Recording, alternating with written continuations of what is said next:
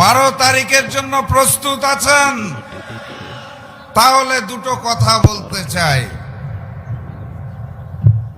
এই ভূমিতে জন্ম নিয়েছিলেন শহীদ প্রেসিডেন্ট জিয়াউর রহমান। দেশনেত্রী বেগম খালেদা জিয়ার শ্বশুর বাড়ি বগুড়া। জনাব তারেক রহমানের দাদা বাড়ি হচ্ছে বগুড়া।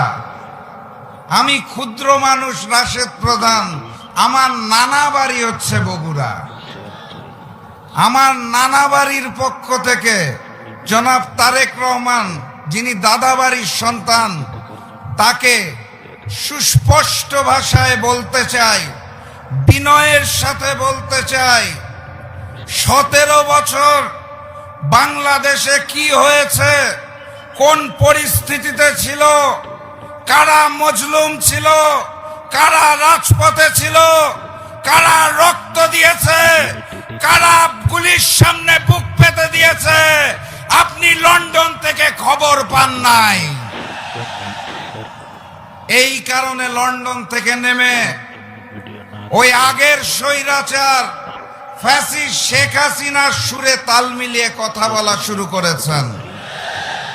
আপনার মরহুম পিতা এবং মাতা আলেম ওলামাদের অত্যন্ত সম্মান করতেন। দেশনেত্রী বেগম খালেদা জিয়া জামাতে ইসলামের নেতৃবৃন্দকে সম্মান করতেন।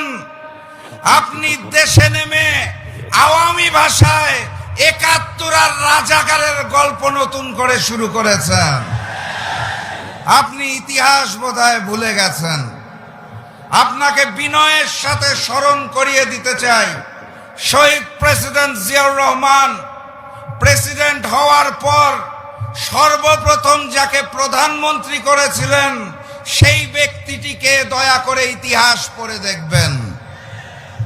আমার প্রাণ প্রিয় বগুড়াবাসী, বগুড়া অঞ্চলে আমাদের কয়টি আসন?